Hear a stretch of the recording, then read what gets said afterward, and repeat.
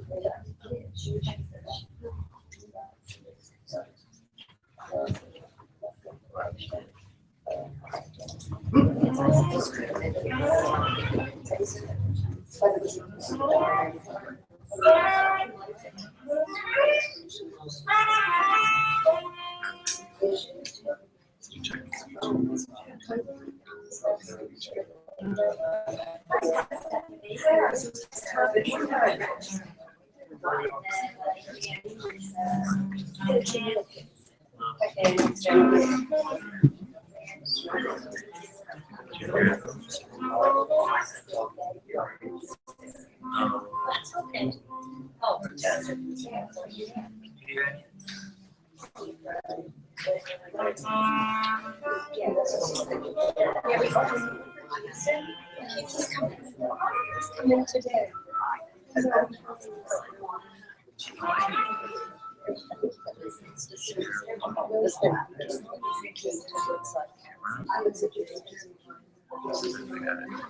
Are we doing video? But what it calls, not that you can do this morning. Who called us here?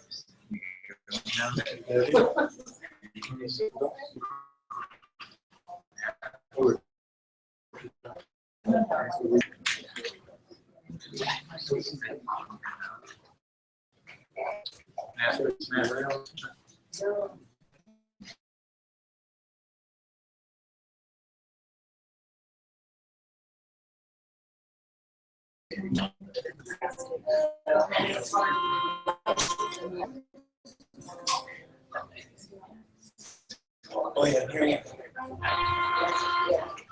Okay. This is the first. Oh, I have it. That's why I told you he said it's gonna happen. The other is gonna be.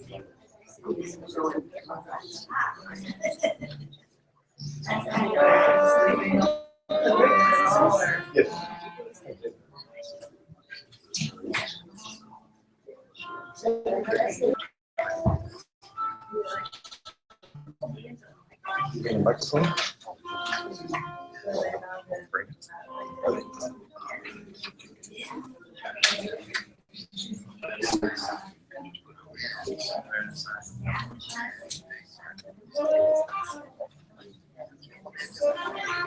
Yeah. So why not? Something like you can just speak to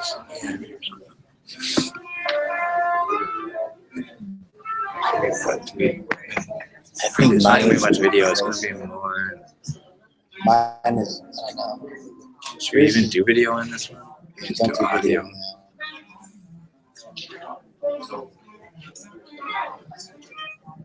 Three people are in the meeting. Who else is in? You guys using the Sandra. set up? It's working.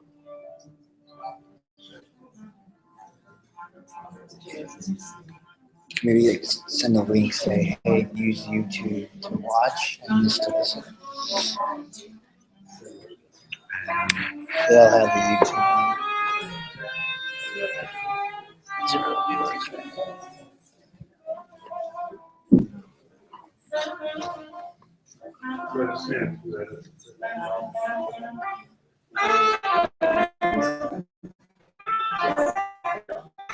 You just show it. Do you suggest facing this way with first time seeing it? Try this.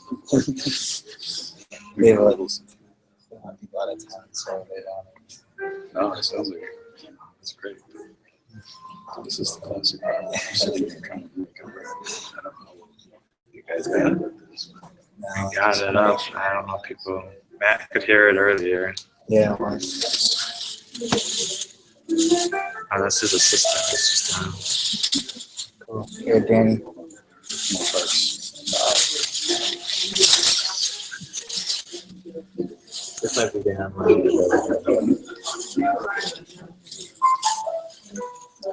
You have to tell your machine to use this microphone instead of. Yeah, yeah.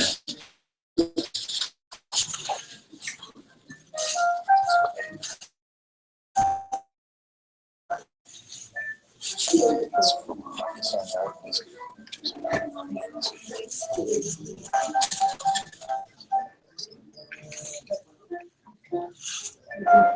Thank you. switch for seconds, but I don't. Yeah, we'll do more. Get it done.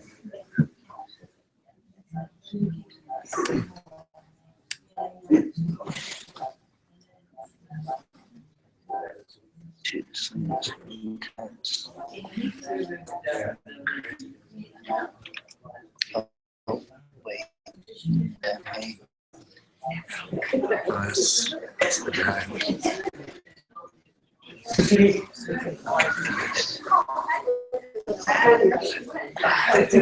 Just say, maybe use YouTube. And the microphone's in, by the way. Do we know if the microphone's working? I don't know. You have to tell it. Just tell it.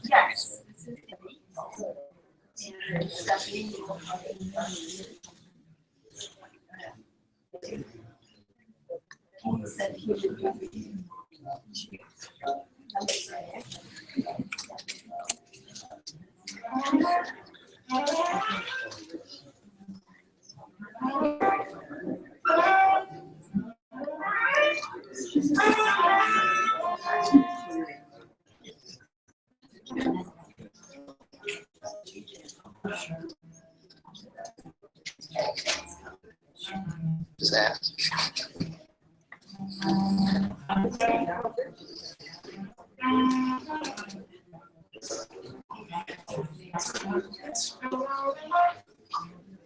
Use your camera.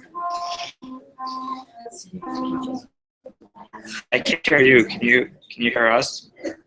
Where's your volume go? Okay, he hears us. Go stand over there. See if you can hear. Go stand over. Go talk like you're talking.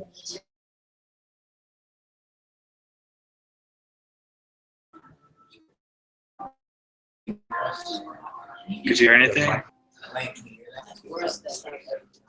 Talk directly into that. Wayne, can you hear this?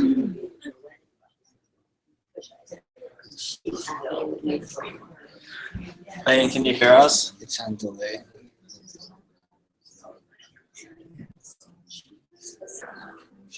Yes. So it's gotta be somewhat strong. So you should suggest, you can see us too, so you're sharing. Thanks. Right? Are you sharing? You're gonna do both? Might as well for it there. I'll go like mine. I'm gonna turn on the video. Oh, the camera's on actually. Yeah, you can see it. Camera's on right now. It picks up everything. It's the camera. It's the audio. It's microphone. So.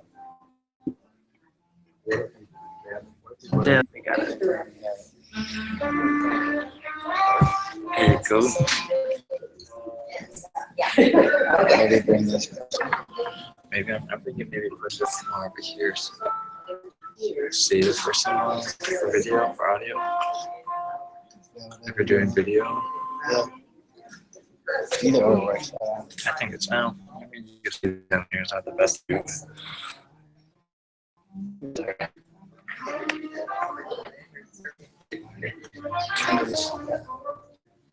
Right. You didn't bring a charger. I do with the Is it a UVS? Is this yeah, when I connect to UVS. Should last. I'm gonna move this. Hey, watch. Move it. Hold the microphone just so it doesn't.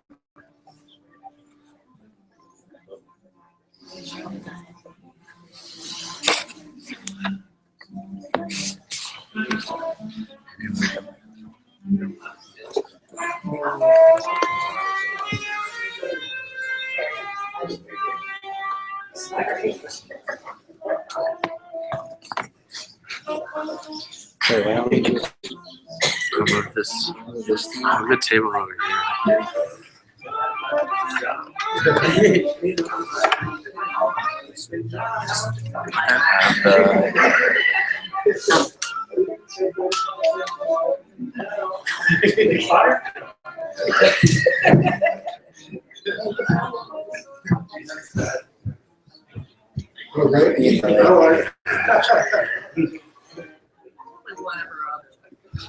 I can't get close enough without getting in the way.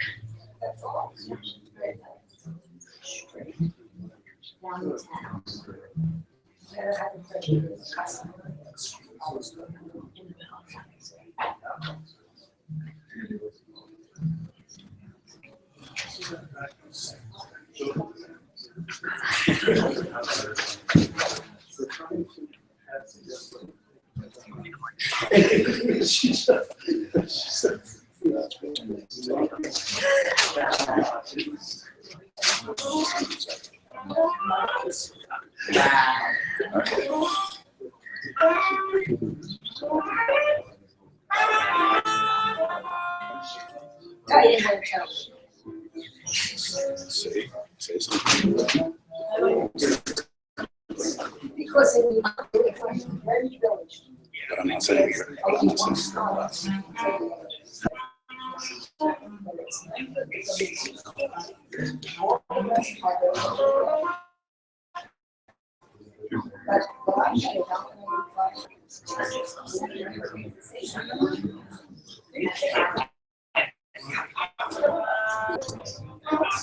I'm just saying.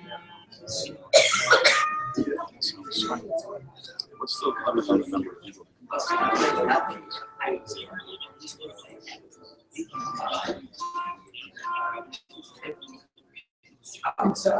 One eye. That's why it's not much of a bar.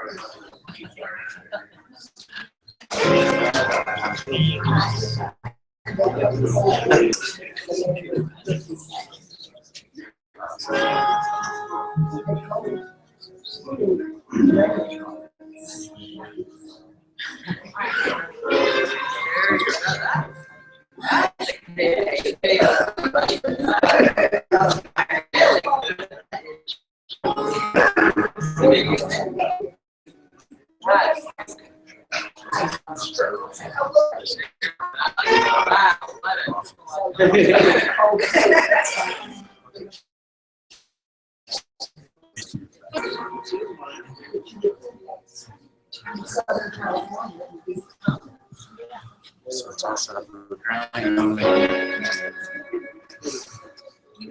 oh, he got off. Because I guess it's only 25 people.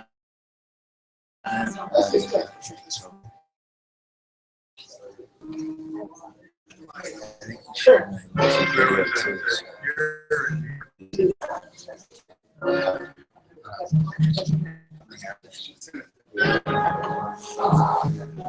I just went on my phone too. Was this one stuff? No, it's I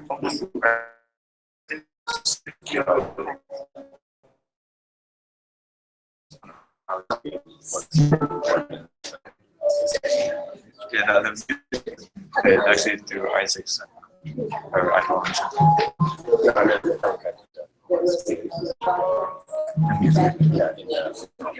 I think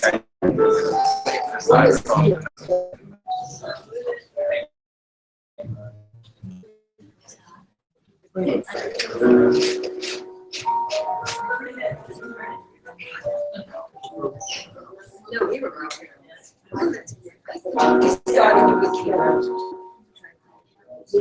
He likes hearing this. That smile. He's like, it's like, I think they've been here.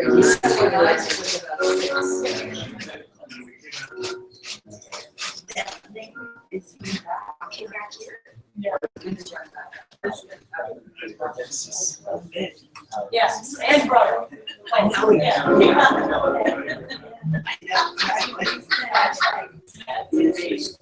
My friend of mine said my daughter. Well, it's funny too, because we're with each other.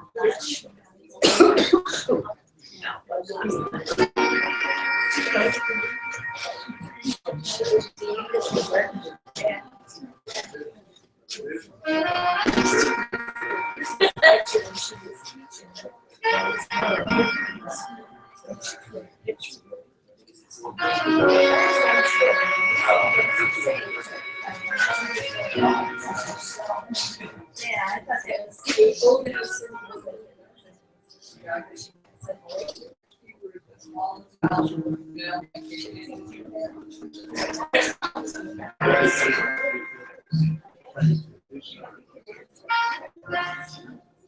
Really?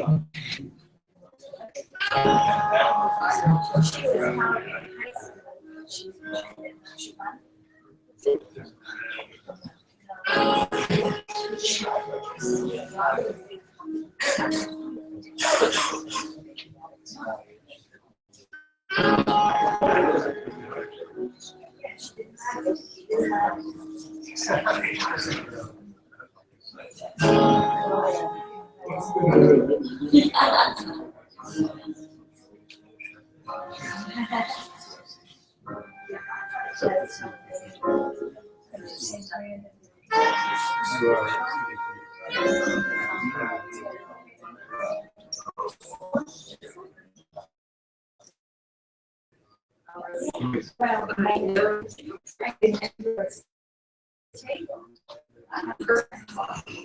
And she loved.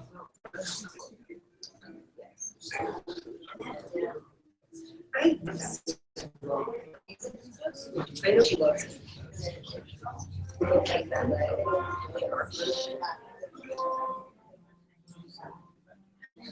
I think yes.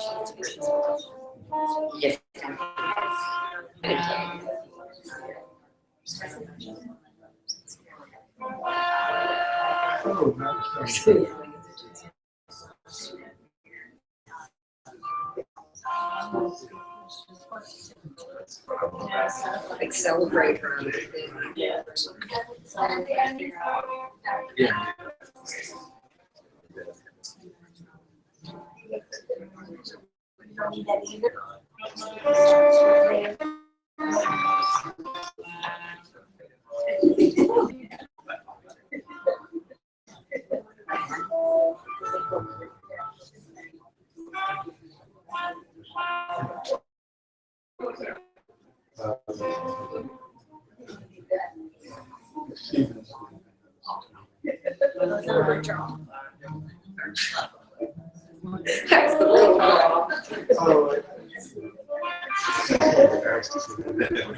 You know, I've spent years.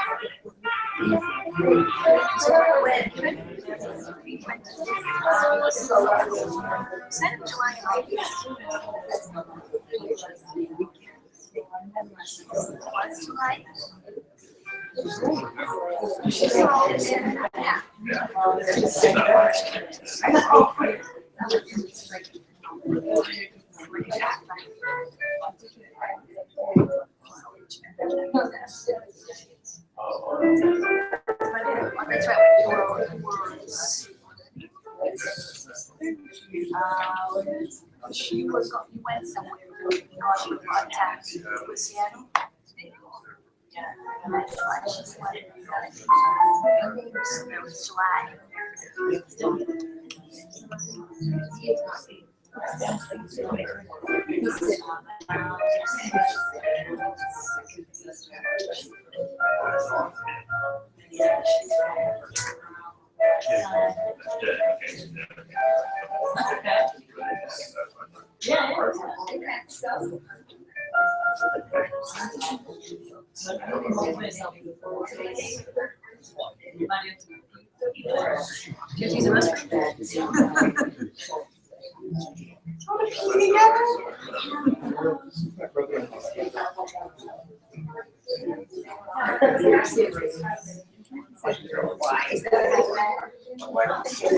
Yeah.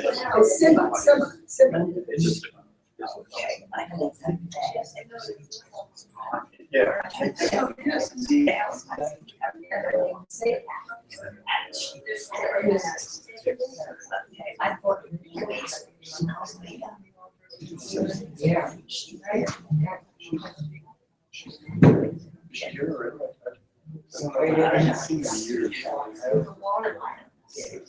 But I did.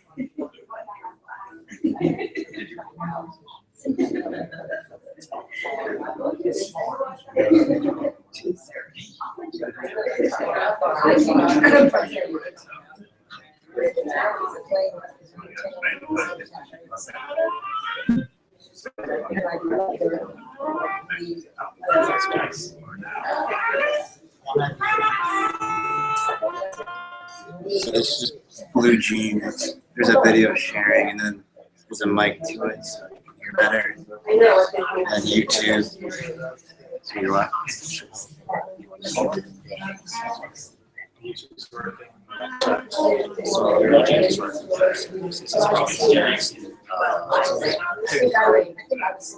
Hi,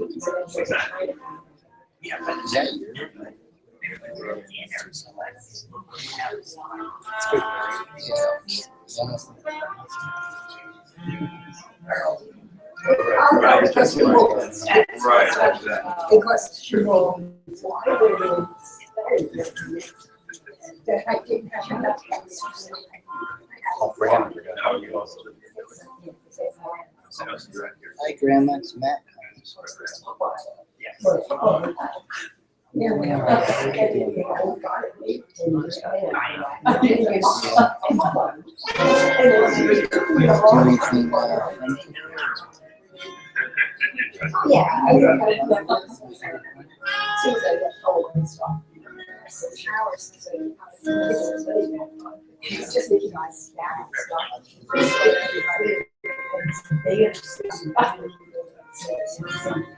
We were just back in the kitchen.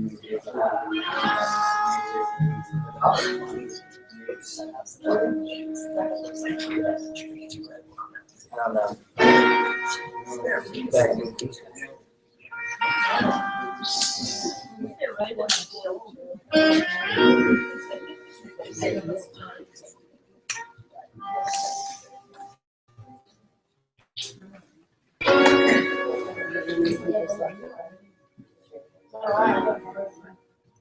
Yeah.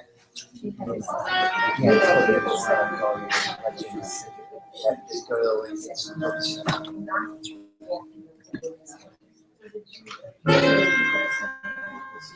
Oh yeah, yeah, it's fine. Yeah.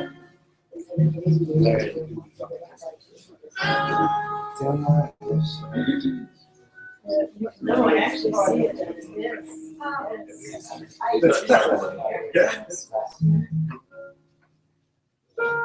Pictures are great.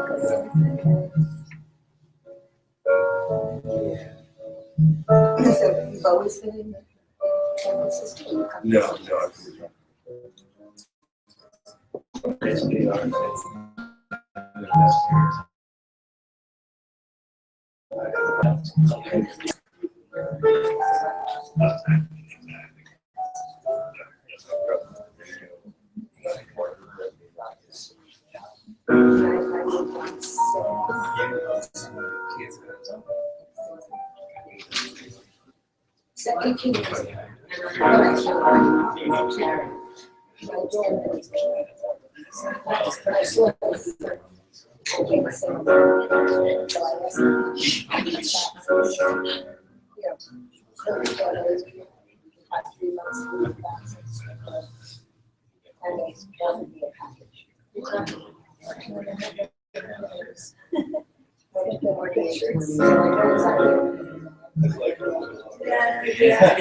Me too.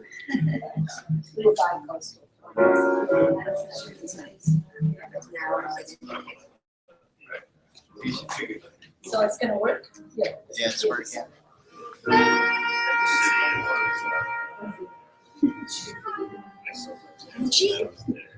Gucci? I've never really got so it doesn't.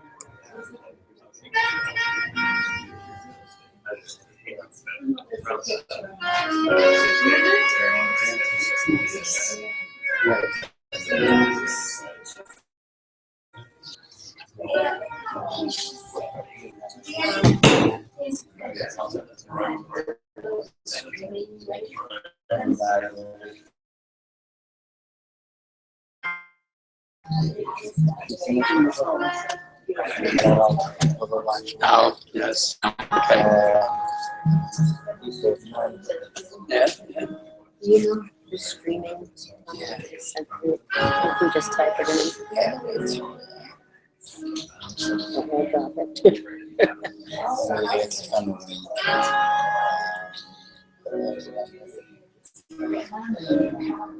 As I said, I'm just saying. Yeah, you had to do the fairy breast cancer one, right? Well, I forward this via text to you. Yeah. Okay, I'll take this. Oh, I was gonna put my text in for you.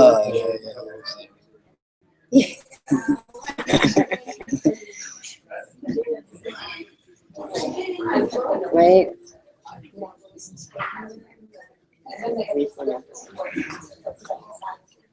You're ready to put it in there. Oh gosh, Who's that? my sister-in-law. Okay.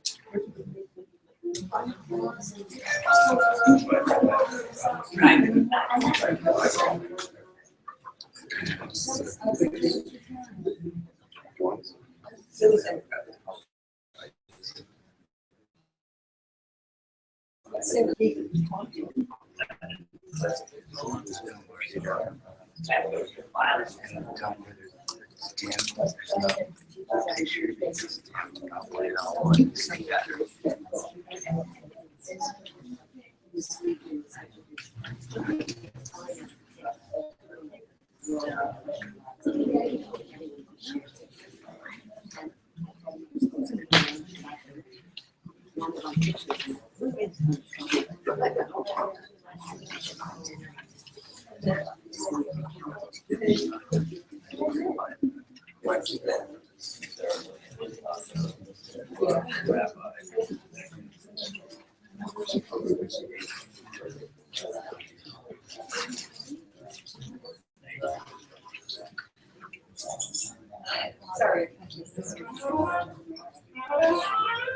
you.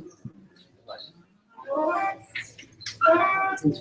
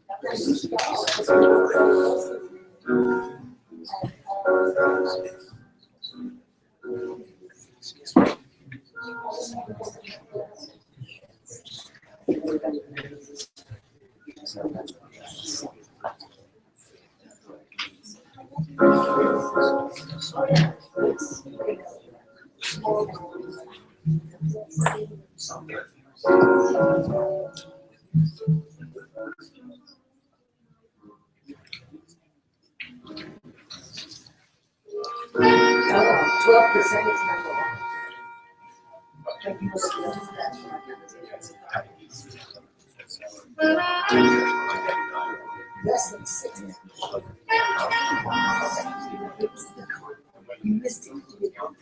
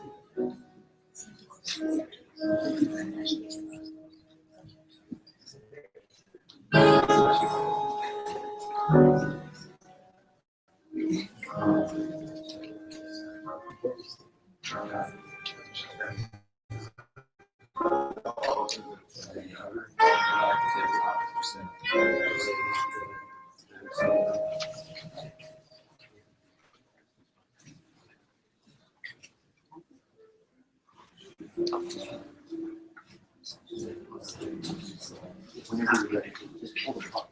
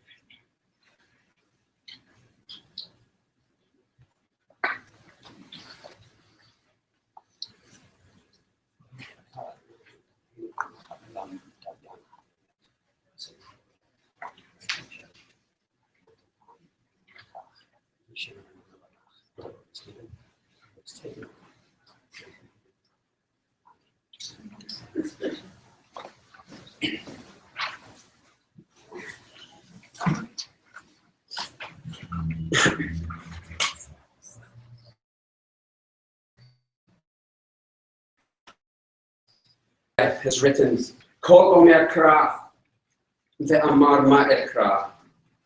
Kol abasar chatzir, ve'kol chazdok et tzitz hasadeh. Yavesh chatzir navel tzitz, ki ruach Adonai noshva bo. Achin chatzir ha'am.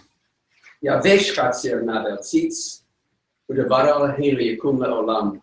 A voice says, cry out. And I say, what shall I cry? All flesh is grass, and all its beauty is like the flower of the field. The grass withers, the flower fades when a wind of the Lord blows upon it. Surely the people are grass. The grass withers, the flower fades, but the word of our God shall stand firm forever. The Hebrew word for funeral is levaya, which means accompaniment, both in life and in death. Being alone is one of our greatest fears. So now we are gathered here to accompany Susan Kahn to her final resting place on earth, coming together so that we are not left alone in our mourning. We, family, relatives, friends, and community, begin to plant the seeds of memory, watered by our tears of loss. Mizmor David, a song of David. Adonai mi yagur ba'olecha, mi yishkon b'har kodshecha. Olech tamim u'foel tzedek, u'dover emet bilvavo. Lo ragal al lishono, lo asar le'ehu ra'a, v'cherpal l'nusa'al krovo. Nivzeh be'enav nim'as, ve'et yirei Adonai yichabed. Nishba lahara v'lo yamir, o se'eled lo yimot la'olam. Do we deserve to enter God's sanctuary? Can we merit a place in the presence of God? Live with integrity. Do what is right. Speak the truth without deceit. Have no slander upon your tongue. Do no evil to others. Do not mistreat your neighbor. Spurn a contemptible person, but honor those who revere the Lord. Never retract a promise once made, though it may bring you harm. Make these deeds your own, then you shall stand firm forever. The mysteries of life and death are beyond human understanding. We are perplexed and we are overwhelmed when pain and anguish befall those whom we love. In sorrow, confronted by death, which has taken Susan Kahn from our midst, we feel our frailty. Like morning dew, we glisten for an hour or two and then disappear into the new day. Ro'eh Yisrael, shepherd of Israel, guide us, your flock, with love and with compassion. If in our grief and desolation we grow distant, do not abandon us, but draw us closer to you. Grant solace and comfort to those who mourn. Sustain each other with the blessing of memory, the memory of the life of their beloved Susan. In the valley of the shadow of death, beside the still waters and in the green pastures, you, Adonai, you, O Lord, are our shepherd. Be our strength, our shield, our guide, and be our comfort throughout all our days. And let us all say, Amen. Dear friends, we're here to mourn, we're here to remember, and we're here to celebrate a beautiful life. And the most moving tributes that can come are those from immediate family and from friends, from dear friends.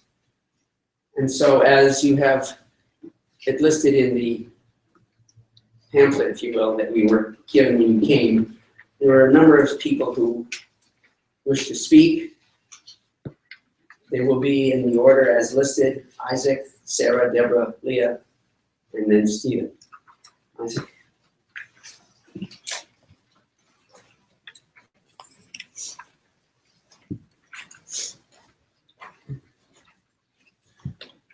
My mother, Susan, was someone whose life revolved around making others happy.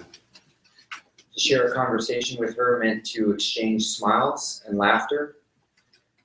No matter what the circumstance, she always strived to be as positive and optimistic as possible. I'm sure many of you would agree this was perhaps one of the most key characteristics of her personality. But there was also a deeper side, a quieter side.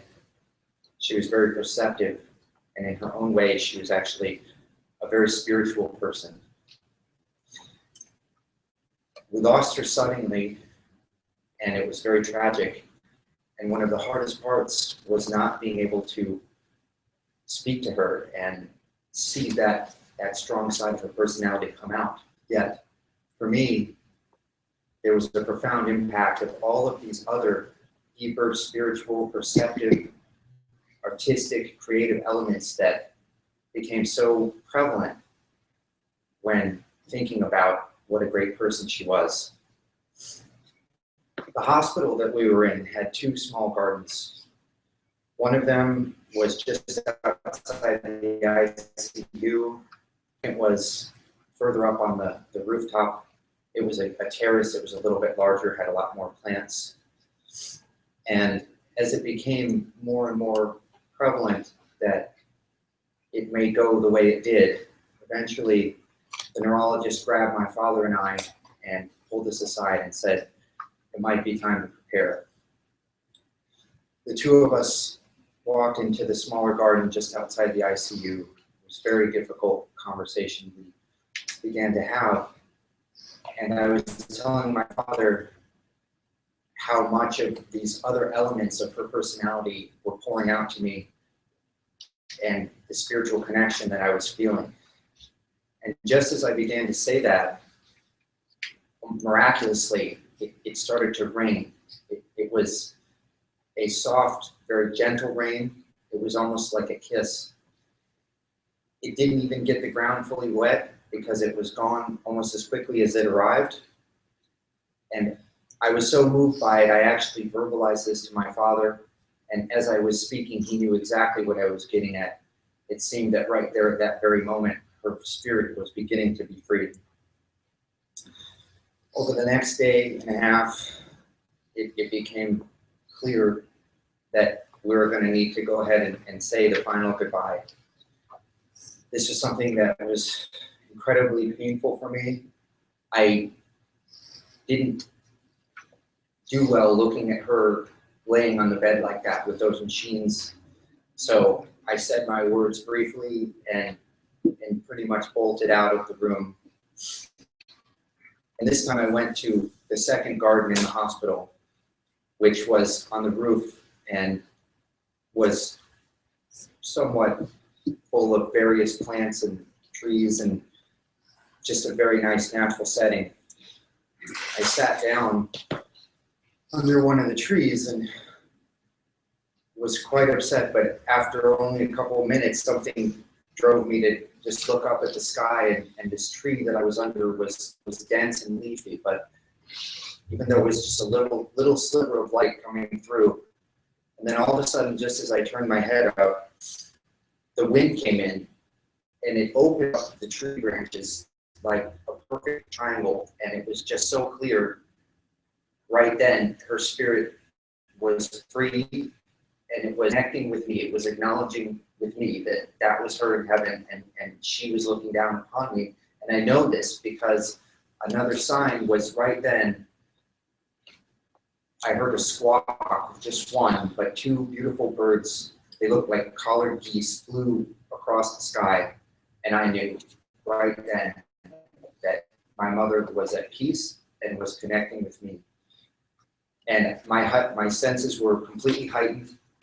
I looked around the garden and was just immediately taken back by the trees, the plants, the rocks, and all the beauty there. And it was as if she was communicating with other deep, amazing virtues that she had and harbored as a person in her personality. She was communicating them to me in clear messages. It was one defined word as I looked at each place within this garden. The first word was proud. I looked at a tree and it had a defined limb that was pointing right up at the sky, and it just said proud. She was a very proud mother. She was proud of her family. She was proud of her dogs, and she was proud of herself. The next was kindness. A long, soft, flowing leaves from a plant. It just spoke to me, kindness. Then intelligence. An exotic plant whose leaves they curled in upon themselves and on each other, and it just, intelligence. Then beauty. It's a gorgeous purple flower, and as I looked at it, the sun shone and lit it up from behind, and it glowed purple through the petals. Then laughter. A leafy tree, and as the wind and the breeze blew through it, the leaves seemed to shimmer with laughter. Guidance. There was a lone white flower just by itself, and it captured my gaze, and it seemed to pull me in and guide me, almost as if it were a star. Gentle. Another very delicate, soft plant, smaller this time, with soft, gentle leaves. Comforting. There was a dense hedge that surrounded the whole garden, and it seemed to protect and guard me and all of the other plants and things within. Complexity. A bed of stones with all of the angles and colors and the beautiful complexity that communicated. Creativity. Another flower, this time yellow, and its petals were abstract and artistic and creative in form. In life, my mother was a wise and caring teacher, and now in spirit, here she was still communicating to me these lessons and these virtues. She'll never be forgotten. She'll be with all of us in our minds, our hearts, and she'll be with us in the beautiful elements of nature that surround us all. Thank you.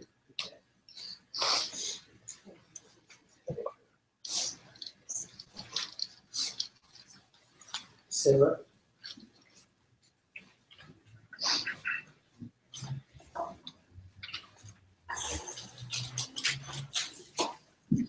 Never in my wildest dreams did I think I'd be here doing this. Susan was probably just the most genuine, warm, and funny person without any pretensions and accepting of just everybody she met. She just,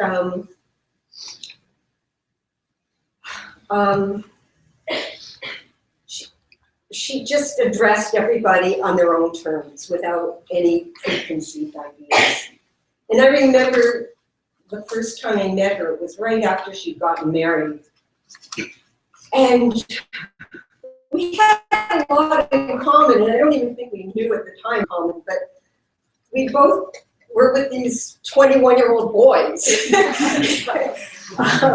I mean, that's who we married and fell in love with. And, you know, we were both these Jewish girls with a huge passion for literature and music and food.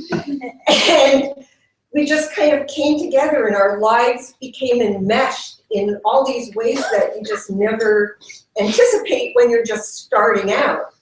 And things get complicated, and there are all these, you know, from raising our children together and the Seders and the Thanksgivings and the vacations that we went to together, and, you know, just being there for each other all the time.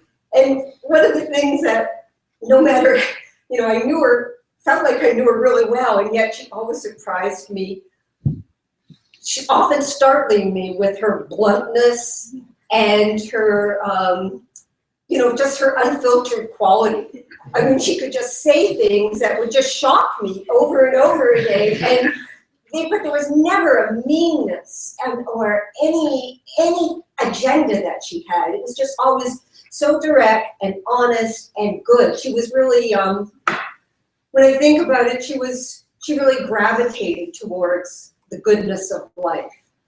She, I mean, certainly with literature, in jazz, and I think with Steve, you know, in the way that she was attracted to him, what drew her to him from that, you know, first time that she met him at the library. It wasn't his intelligence, you know, and the thought that he was going to be a successful scientist. It was just that there was something that she saw in him that was really good, that drew her.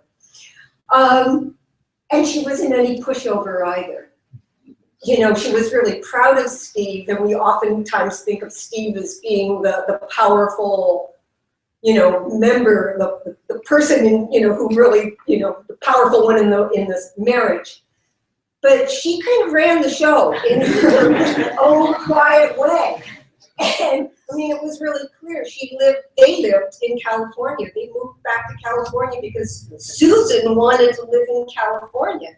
And she had a very gentle but clever way, a knack of getting what she wanted in life. And I remember, I mean, I could have taken a few lessons from her, and I did actually. I guess it was in 86 or 87, I don't know. My family and I were living in Philadelphia, and we came out to Berkeley to, you know, to see Susan and Steve. We'd never been in California before. And I fell in love with Northern California. I just, you know, knew immediately that I wanted to move here. And Rich, my husband, really didn't see it that way. He dreaded the whole, you know, every time I brought it up. And on the very last day, I remember we were sitting on the stoop of their house in Albany. And Susan asked Steve to go to Safeway and to take Rich with him. And when they left, she turned to me and said, "Wait until we see Safeway. He'll be ready." And he came home and he went back to the house right before we got on the plane, and he said, it was something like, "Boy, if you, like, you know, look, when you see Safeway, you'll really want to move here."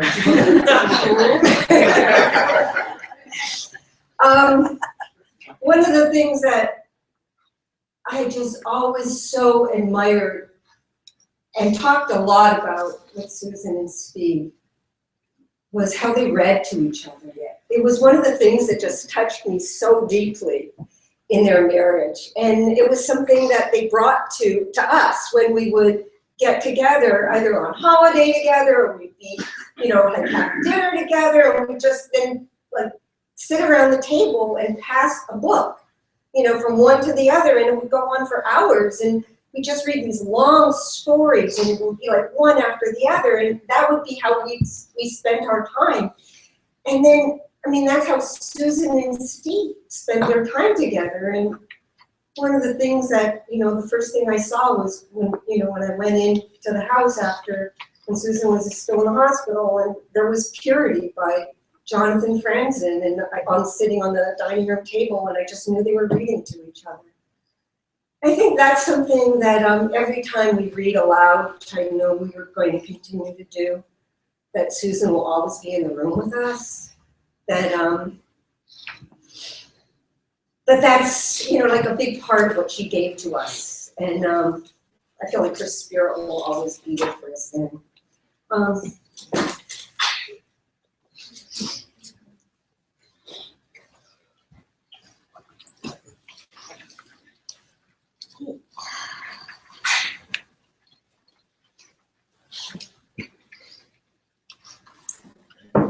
Hi, I'm Debbie. I'm Susan's sister, but I apologize for reading this, but I'm not the speaker that she was. But our family, on our side of the family, we didn't call her Susan, she was Susie. We were very different. She liked words, I liked numbers. She could talk about politics, not me at all. She could talk and keep conversations going. I'm very quiet. But what kept us together was family, laughing, and food.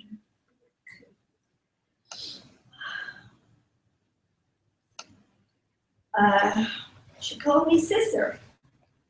That became, when I was born, my parents told her that she had a baby sister, so she was running around the house looking at the baby. Where's sister? Where's sister? I became little sister, and she became big sister, and that's how we refer to ourselves many times.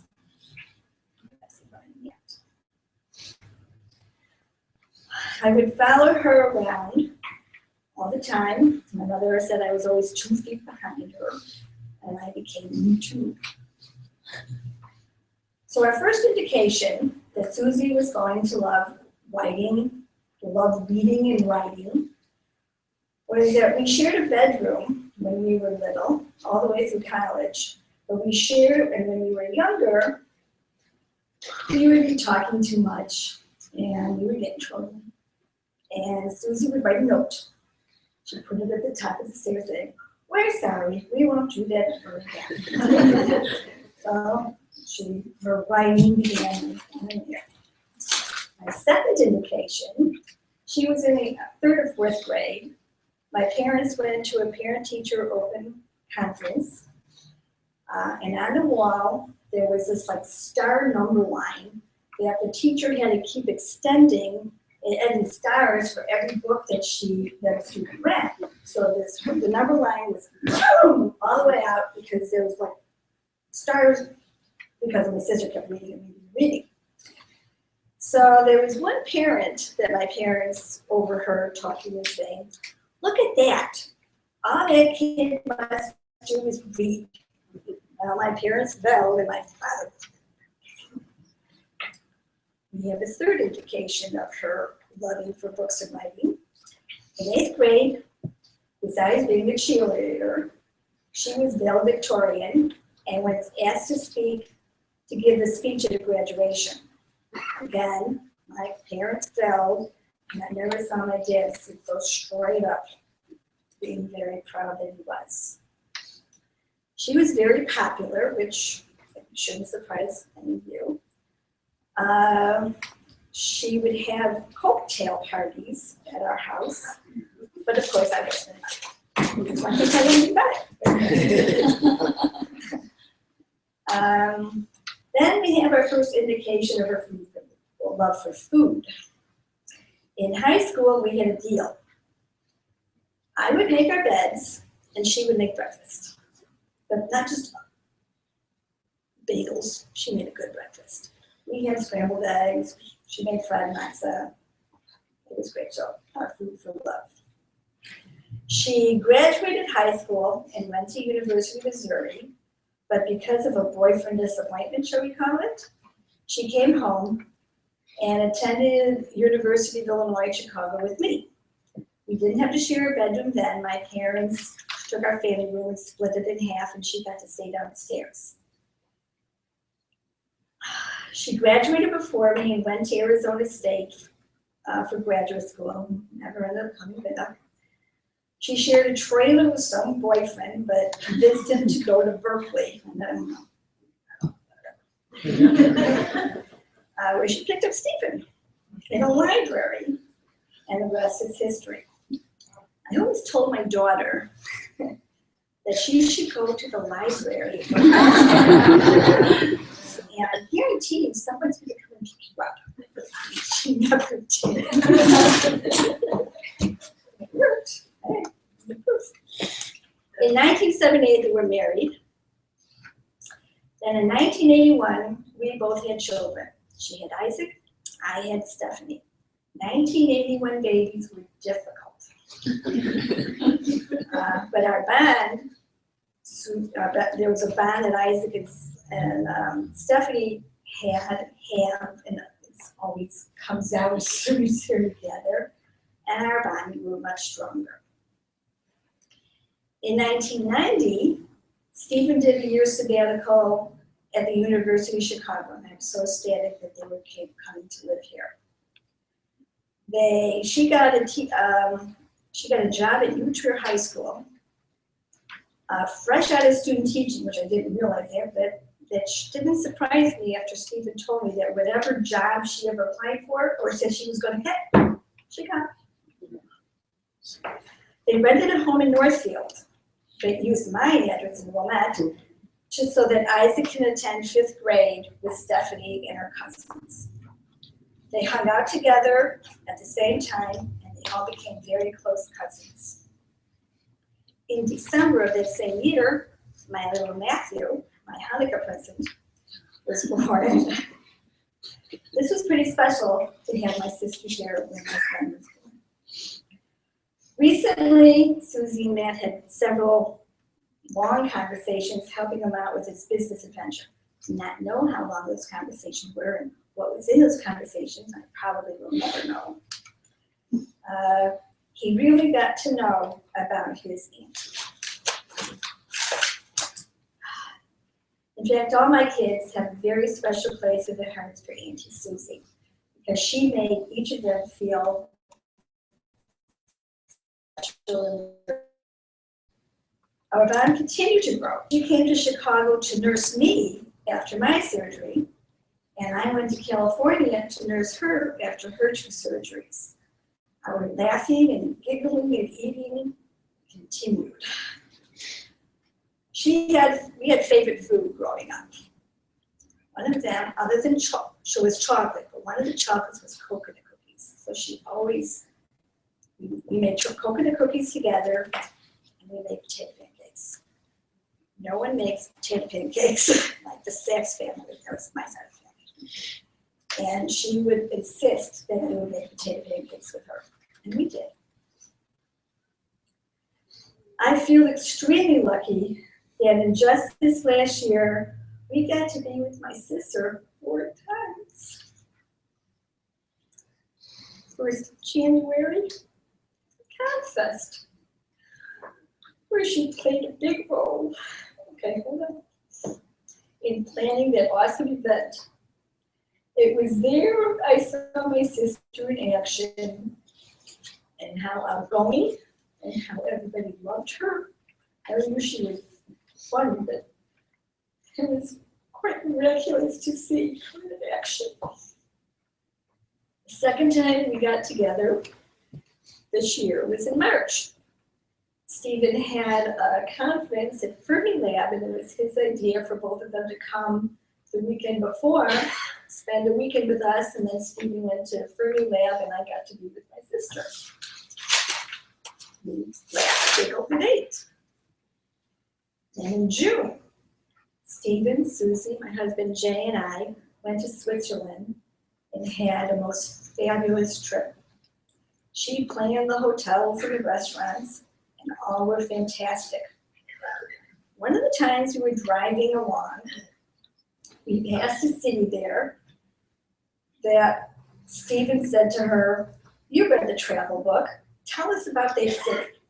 She admitted she didn't remember what it was. She didn't remember, but went into a long travel log that was truly believable, saying something like, "Well, the king and queen lived in that castle, but there was this huge fire, but they saved the bell, and that's what you're looking at right now."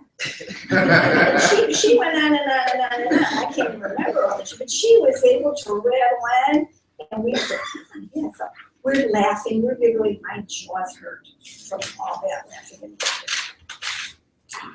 giggling. The 4th time I got to be with her this year was in July.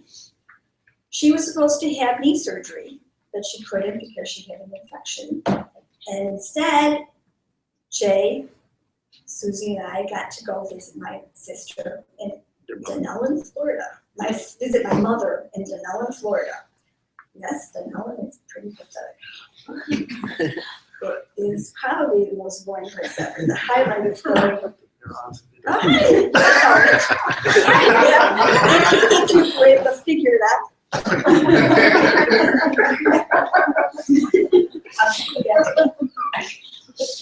It is. It's the truth. I will still say it. The highlight was going to Super Walmart. But being the three of us together with Susie is what made it so much fun. My son Matthew described her to a T. This is going to be repetitious, but it's going to happen. She said the way he described her was, she lived every moment, she laughed all the time, she believed in be you, be fun, be genuine, she respected and cared for everyone, and she saw the positive in all people. Yes, that was my big sister. So even though I can't laugh with her anymore, I can remember all the fun times we had laughing together. I love you so much.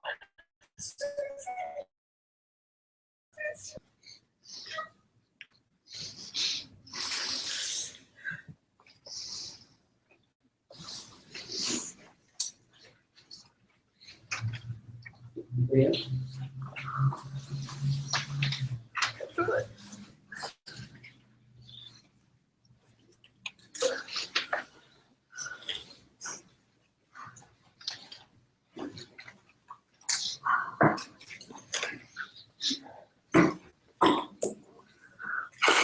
I brought a cheat sheet.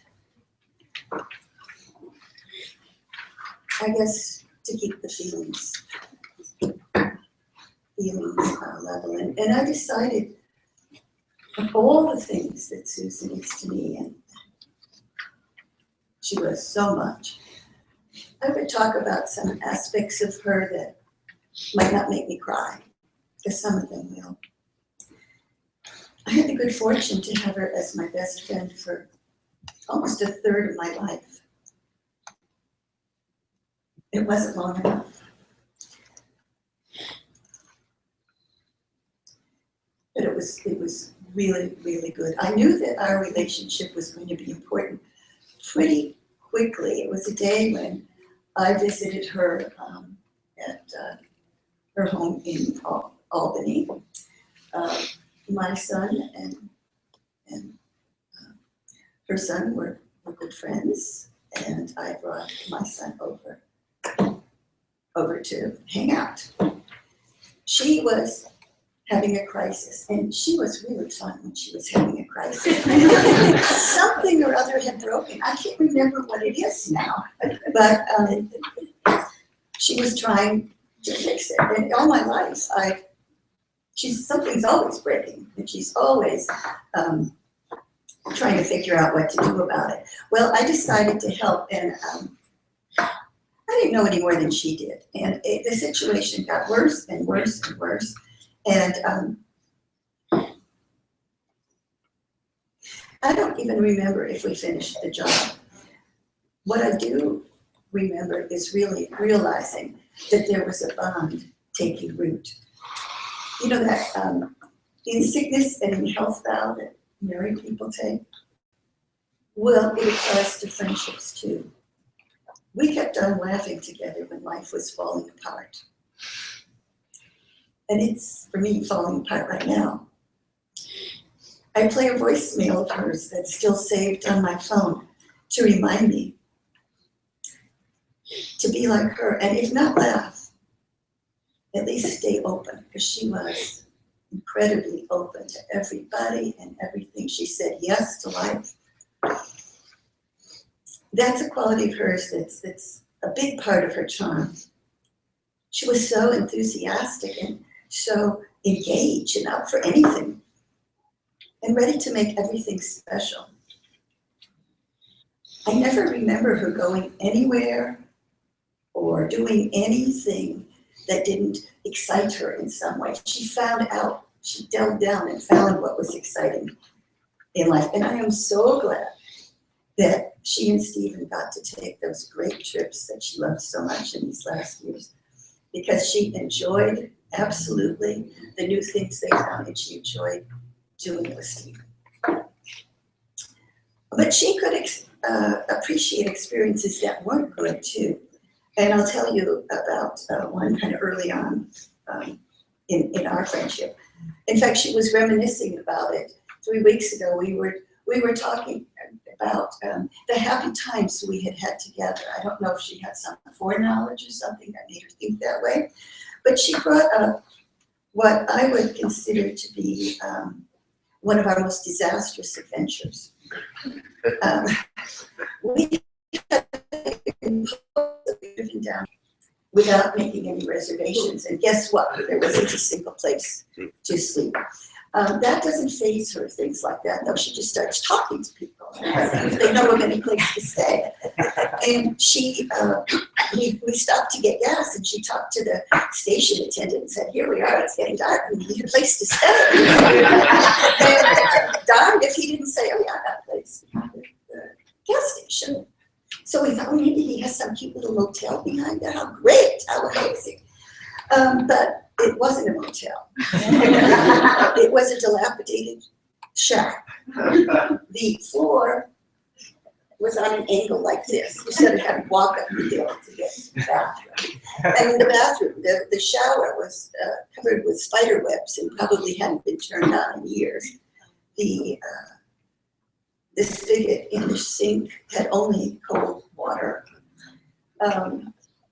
We went to bed, and I couldn't hold on well, and I got the bed that was at the top part of the sleep.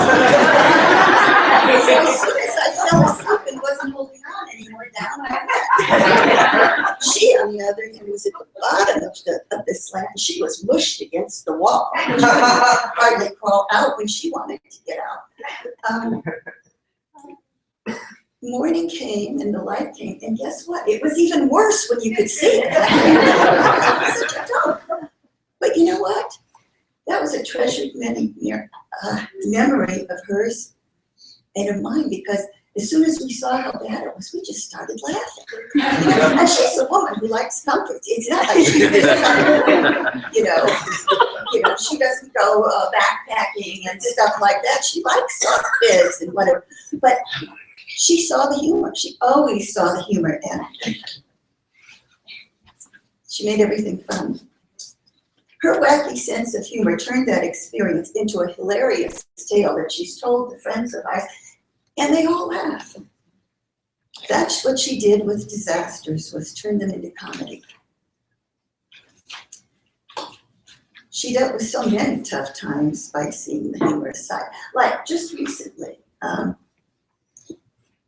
having her broken dryer perform for the repairman. Remember, they live up a hill, you know, the redwoods. Perform perfectly well for the repairman that she'd waited a week for, and then break again as soon as he drove downhill. She made a funny story about it. Just a few weeks ago, she confided that she was considering writing some short, funny memoir pieces. And with her comic perspective, they would have been stellar. They would have been stellar. I'm sorry we have never gotten to read them. And she was just as open to people as she was to experiences. So open, so accepting, so lacking in judgment. Or not lacking in judgment as being stupid, but lacking in judgment of other human beings. She saw the good in everybody. Well, unless they were jackasses. Yes. That's why people loved her. That's why I loved her, certainly, but everyone did. She was so present, she was so interested, and so engaged with anyone who came across her radar. Service people, repairmen, waiters, I swear. They must have built in time in their schedules in order to chat with her. Everybody loved her. I'll tell you a story that happened this summer. We went to a lovely restaurant in Palo Alto that is surrounded by gardens. It's exquisite, it's beautiful. We sat down, we were just so happy to be there until we got the menu and tried to order. Because you see, the first thing we asked for, they said, well, we haven't served that in a long time. So the second thing, well, we don't have that we don't have it for some reason. So the third thing, Oh, we ran out about half an hour ago. And this is 12:30 for God's sakes. You know, it wasn't late. And Susan, being the kind person that she is, did not get angry. She just looked at the waiter and said, "Is this really a restaurant?"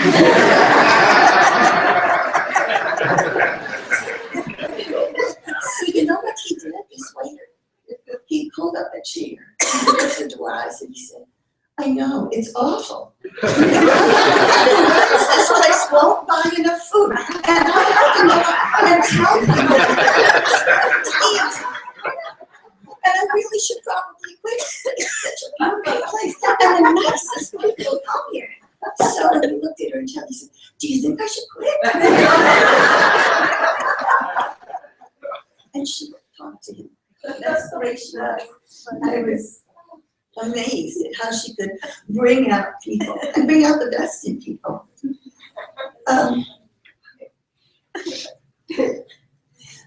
I've been in a reflective mood since we lost her.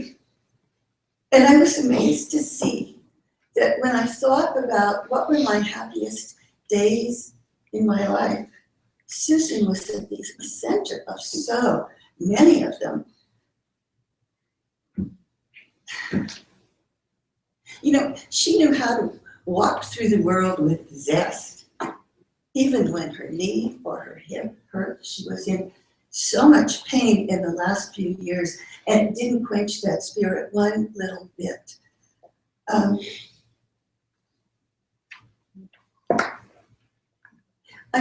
I'm so grateful for the years I had her in my life, but I still feel kind of like a Oliver Twist holding out my empty bowl and saying, "More, please, sir, some more years with her."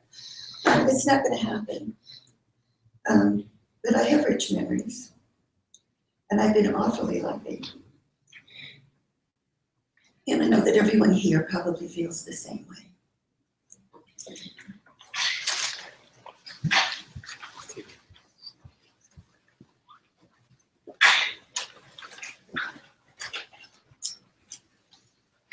So I never heard that story about the shack.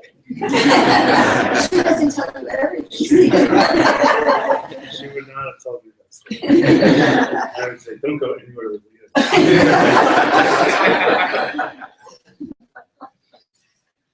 Susan would be amazed and delighted to see so many people in such diverse aspects of our life express such love and concern for her. Susan was the core of my life. I lived with her and through her and for her. And she lived with me and through me and for me. Our relationship was intense. It was physical, intellectual, but most of all emotional. Susan understood me better than anyone else. We thought each other's thoughts. We dreamed each other's dreams. She put up with my moods, but she knew how to massage them so that they didn't bring her down. She was strong-willed, but she could accommodate when she needed to. And she had the wisdom to understand when and not to do that. You've heard from others how creative Susan could be. She was addicted to enthusiasm and positive energy. And that showed in the people she adopted as close friends. She found what was special in everyone. She was immune to stereotypes, not only with respect to the usual ways people are characterized, but also in more subtle ways. She thought it strange, for example, when people talked to her about the differences between engineers and physicists. Why would anyone care about such a stupid thing?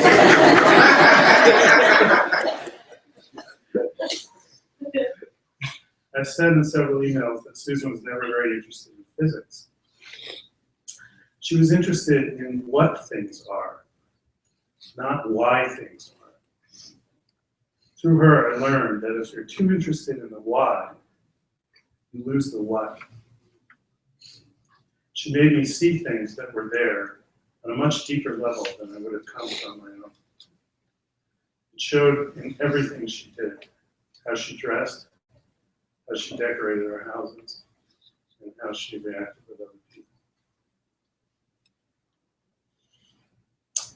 Past 7 days have been a nightmare for me. Worst that I ever dreamed was possible. I have been struggling to figure out how to move forward with my life without her. But I know, because she often said it, that it was crucial to Susan for her to believe that I could move on without her. The outpouring of support that has come from all of you will be helpful. Thank you again for sharing her memory. So at this stage, we have the opportunity for a few of those among you who want to say a few words.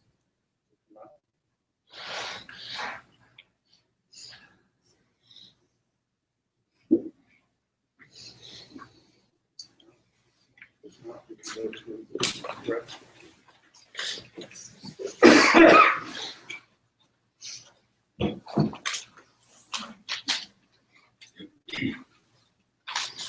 In the Talmud, Rabbi Yossi, the son of Rabbi Yehuda, said, in the wilderness, Israel was sustained by 3 good people, and they were Moses, Aaron, and Miriam. And 3 wonderful gifts were presented at their hands, and these were the well of water that accompanied the people of the wilderness, represented God, and the manna that fed them in their wanderings. The well of water was due to Miriam, and when Miriam died, the well disappeared, as it says, and Miriam died there, and immediately after it says, and there was no water for the community. The earth's land surface is only 1/6 that occupied by the seas. Yet when a human being needs to drink water, one must seek the pure, precious liquid in wells dug deep in the bowels of the earth, or the fresh, clear water of springs, lakes, and rivers, because ocean water, as we all know, is salty and unfit for human consumption. 600,000 Israelites left Egypt with Moses and wandered throughout the Sinai wilderness for 40 years.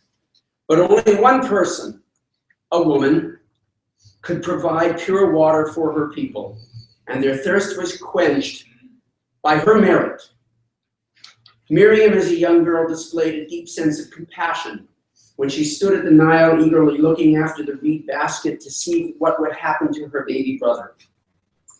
The excellence of the water given to her desert people in her merit was matched only by the purity of her compassionate heart. Susan Kahn, whom we mourn today, was a veritable Miriam. Her life of concern and caring for others reflected nobly the ancient Jewish values of love and responsibility for our fellow human beings, epitomized in the life of our ancestor Miriam.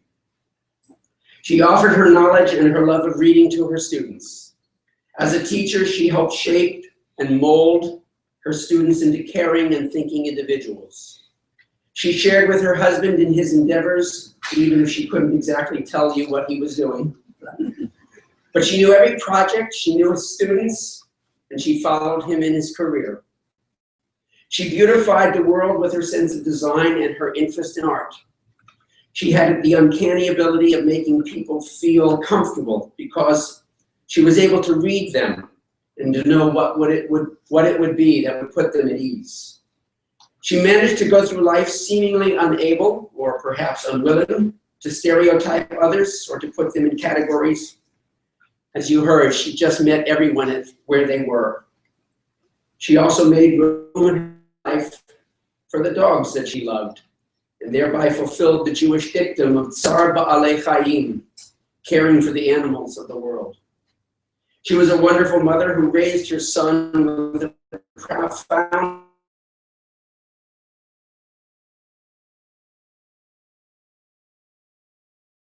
of her. The Eshachayil psalm, Ode to the Perfect Woman, which King Solomon dedicated to his own mother, Bathsheba, is an accurate description of Susan and a fitting tribute to her memory. and her reward is lovingly outlined in the touching 31st chapter of Proverbs.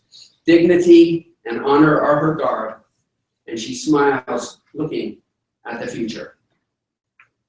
The painful and tragic bereavement of the family of Susan is compounded by the irreplaceable loss to our entire community. She will be missed by all who were sustained and nourished by her compassion and her caring, and whose desperate thirst for human kindness was quenched at the spring of refreshing, life-giving pure water drawn through the merit of Susan Kahn, a pure and loving soul. She was the eldest of 4 children born to Robert and Dawn Sachs. It became a family of 6 as 3 more children were born. Deborah, who we've met, David and Maureen. Unfortunately, only Deborah now survives, as Maureen died as a child, and David has also preceded Susan into the Olam Haba, the world to come. As you heard, she was a wonderful sister. Deborah was known as always asking, "Where's Susan?" And Deborah would follow Susan around. But Deborah always knew how to find her sister, as Susan was that tall girl in the school. Susan grew tall at a very early age and was taller than all the other kids, at least until the 8th grade, when she suddenly stopped growing. Susan was a thoughtful and caring older sister. When her friends would come over to the house, she would allow Deborah to hang out with them, not wishing to make Deborah feel excluded. The 2 sisters, Susan and Deborah, had a wonderful, loving relationship, even though, as you heard, they were very different in their temperaments and their interests. Susan was the reader, even in grade school, as you heard, an avid reader, and she became the English teacher, while Deborah was always more interested in numbers and became the math teacher. In some ways, Deborah has always felt that Susan was something of a rebel in the way that she made her way through life. But speaking about 8th grade, as I did, Susan was both the 8th grade cheerleader and the 8th grade valedictorian at graduation. As you might be able to tell, she and Deborah were close as children, even sharing that room that you heard about until Susan left for college at the University of Missouri. They may have drifted apart just by distance, perhaps, but when Susan transferred back to school in Chicago, she and Deborah would drive to school together every day, and they became the closest when both of them married and had children. Now, family was the most important thing in Susan's life. She was a loving daughter, calling her mother every day. And even though Dawn alive, timers, and remember things from one day to the next, Susan called all the time, making sure her mother had everything she needed. They were very close, and it was hard for Susan when Dawn was diagnosed with the dementia. But Dawn wasn't the only one Susan cared for. Isaac told me that he could always tell which family member was on the phone with his mother simply by listening to her tone of voice and by her posture and her body language. Susan was always able to respond to each one in that way, and it was completely unique and appropriate. But I think I've jumped the gun just a little bit. As you heard, in her mid-20s, Susan had come to Berkeley to teach, and one day in the Berkeley Public Library, the academic environment she loved so, she met that young physics student, a younger man by 5 years. And the loving relationship with Susan Kahn was about to begin. And again, they couldn't have been more different in their interests. He was the physicist and she was all wrapped up in humanities. But she was the perfect helpmate for him. Stephen is a serious type A personality, and Susan was supportive of that, even though she was the sweet and easygoing one. In fact, she was legendary for the support she gave him. Her life revolved around making others feel comfortable, and as such, she became the den mother to Stephen's graduate students. And as I said, they were opposites. You've heard she had absolutely no interest in physics or how science works, and she was about as non-scientific and non-technical as anyone could be. She was a regular client at the Apple Genius Bar. But she could regale you with every project on which Stephen worked. It wasn't the technical part that she knew, but she knew the areas of physics and the names of the projects and just how important each project was to her beloved Stephen. Her intellectual strengths were in the humanities, and for her, technology was simply a tool to create human connections. She had a deep love of her family. Of course, there were Stephen and her son Isaac, whom she adored, along with his girlfriend Megan. But her caring extended far beyond that. Her closeness to Debbie translated into a deep love of Deborah's family as well, her husband Jay, and their children Matt, with whom she became close when she lived back in Chicago for a year while Stephen was teaching there. Stephanie, for whom she had a particularly warm spot. Brandon and Danny, who together with his wife stayed with Susan and Stephen during one summer. And she was just as close to Stephen's sister Barbara, her husband Robert, and their children Melissa and Timothy. Family was very important. Susan accompanied Stephen on many of his travels, both his teaching assignments, Columbia, Chicago, Berkeley, Stanford, and others, as well as his travels for business. She would meet the people he met and evinced an interest in people and their experiences. She was an individual and had her own unique take on the people that they met. And she was the extremely perceptive person able to read others. She was a conversationalist and could converse with anyone. And while some people are quite comfortable with silence during a conversation, Susan was not. She felt that silence meant that people were uncomfortable. And so she would never allow a conversation to lag. So she became quite a presence in any room and could start conversations to get to know people, to listen and subsequently adapt to the customs of those with whom she taught. Isaac used the word chameleon in a very positive sense. Through careful listening and through intense interest in others, she was able to fit in anywhere and everywhere. And because of her empathy and her interest in others, so many people have said of her, Susan discovered me, and she made me feel at home. She could always find interesting things about people she met and could also find the humor, as we hear, others might do, and she wrote about it for the family. Susan's empathy and sensitivity extended beyond her connections to family and other people. She had an innate sense of connection to her dogs as well. Her interest in dogs originally came from Stephen, but she extended it well beyond anything I think he imagined. She was so in tune with the dogs that she could tell what they were feeling just by looking at them and by observing their behavior. And since last week, the dogs have clearly missed her and have been looking for her everywhere. Susan had a keen aesthetic sense of style and design, and she was very sure of herself and how she saw things. She just knew what she wanted and how to accomplish it. She was also a very eclectic person. There were many facets to her and to her personality. She was well-read and had interesting tastes in literature. When Stephen finally sat down to read the novels that were of importance to her, things he had never before considered reading, he was amazed at how good they were and how vast her interests were. She wrote and published book reviews. She attended book readings whenever she could. She taught all around the country, Illinois, New York, Berkeley, Walnut Creek, Lafayette, Woodside, and Palo Alto.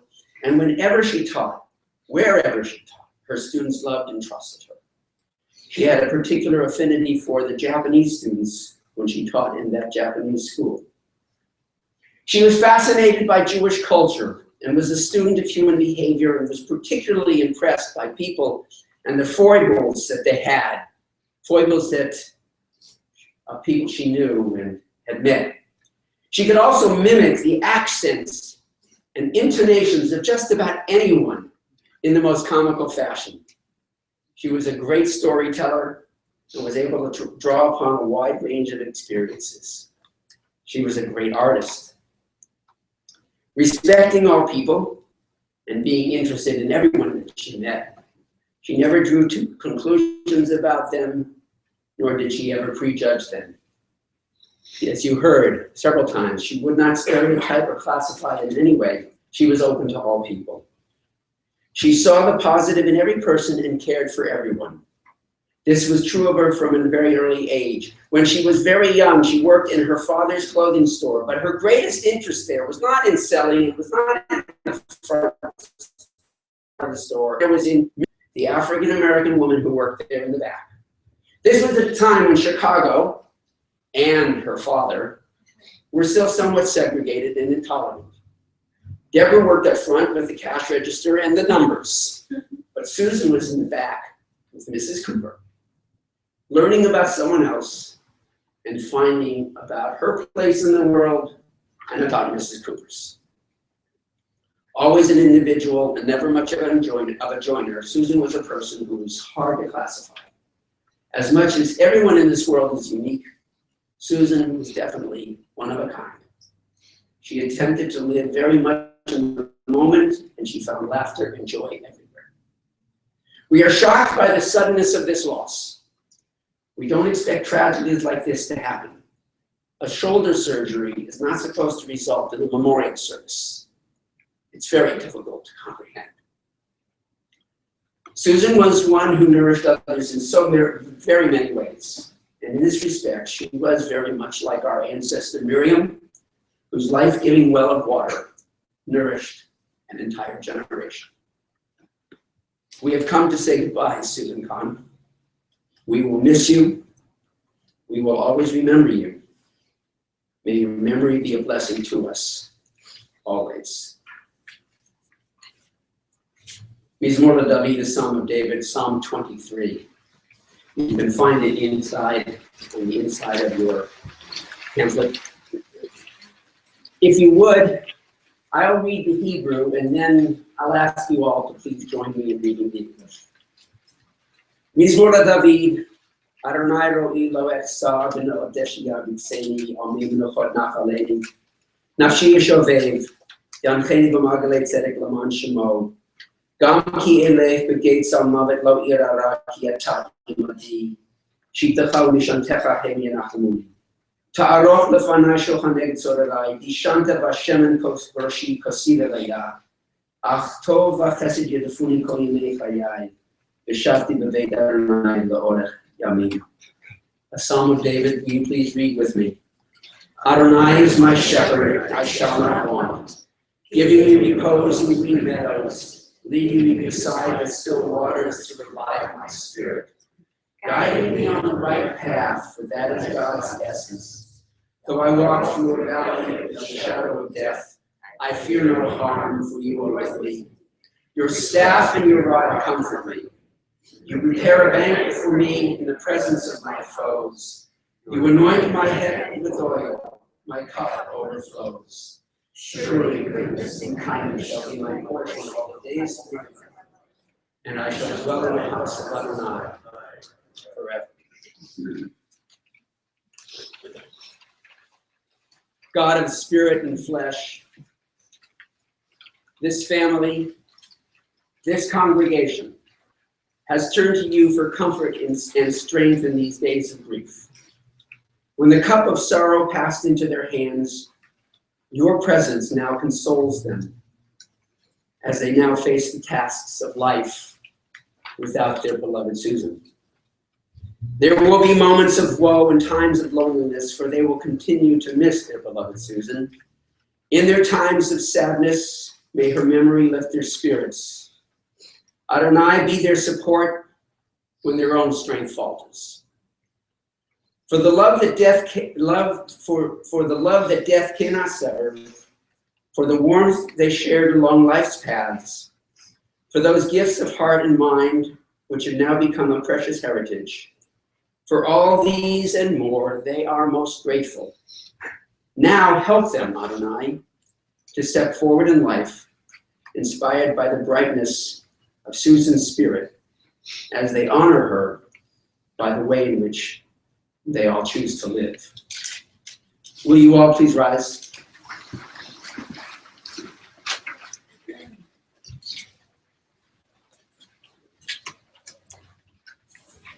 El Malei Rachamim, Shochein Mamromim, Hamsei menucha nechona tachat kanfei ashkina v'mahalot kedoshim utehorim kezohar harakia masirim et nishmat motes harbat ruven v'dina shehalcha le'olama Began Eden Tehei Menuchata Ana Balarachamim Hasireha Beseter Kanafecha Le'olamim Usror Bitzror HaChayim Et Nishmata Adonai Hu Nachalata V'tanuach V'shalom Al Mishkava V'nomar Amen. El Malei Rachamim, exalted, compassionate God, grant infinite rest in your sheltering presence among the holy and the pure, to the soul of Susan Kahn, who has gone to her eternal home. Merciful One, we ask that our loved one find perfect peace in your eternal embrace. May her soul be bound up in the bond of life. May she rest in peace. And once again, let us say, Amen. We conclude our service with the mourner's Kaddish. The Kaddish is a praise of God. It makes no mention of death. It is our way of saying that even at times of greatest tragedy, of anger, of bereavement, of loss, we still have faith and we still believe. You've been handed those cards when you came in. You can find it either in the Hebrew on one side or the transliteration on the other. We will go slowly. Yitgadal v'yitkadash shemei rabah be'alma divrachute v'yamlich malachute b'chayechon u'yomechon u'b'chayei l'chol beit Yisrael ba'agala u'vizman karim v'imru amen. Yehei shmei rabba me'alav le'olam lo me'omaya. Yitbarach, Yittabach, Yitta'ar, Yittromam, Yitnaseh. Yittadar, Yithalel, Yithalal, Shmei B'kusha, Rifu. Le'ela minko birchata v'shirata. Tushbechata v'nechemata, da'amiran v'elman v'imru. Amen. Yehei shlama rabba min shemaya. V'chayim aleinu ve'al kol Yisrael v'imru amen. Oseh shalom b'mromav, hu yaseh shalom aleinu ve'al kol Yisrael v'imru amen. May God, who establishes peace in the heavens, grant peace unto you and to all those who mourn. And let us say, Amen. You may be seated for a moment, please. I know that when Stephen invited you to, any of you, to come and share memories or your own reminiscences about Susan, there was perhaps a reluctance to do so after so many people had spoken so eloquently. But the family is going to be receiving your good wishes and your condolences at Stephen's home, 255 Grandview Drive in Woodside, immediately after the conclusion, and that would be perhaps an opportunity for you to share stories and memories as well. Just as Stephen said, he had never heard the story about the shack.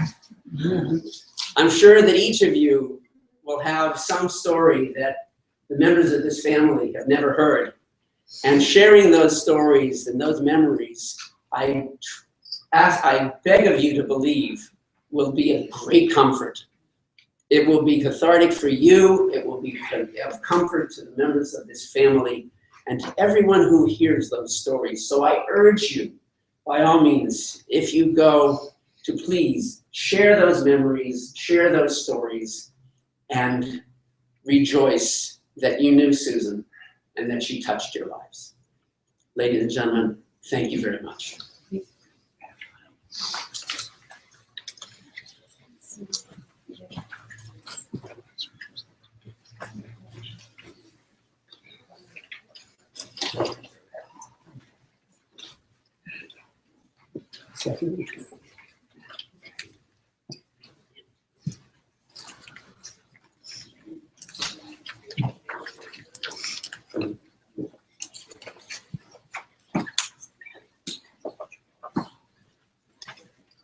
Ladies and gentlemen, you may follow behind, you may return to your cars, and again, if you're going to the house, please share those memories.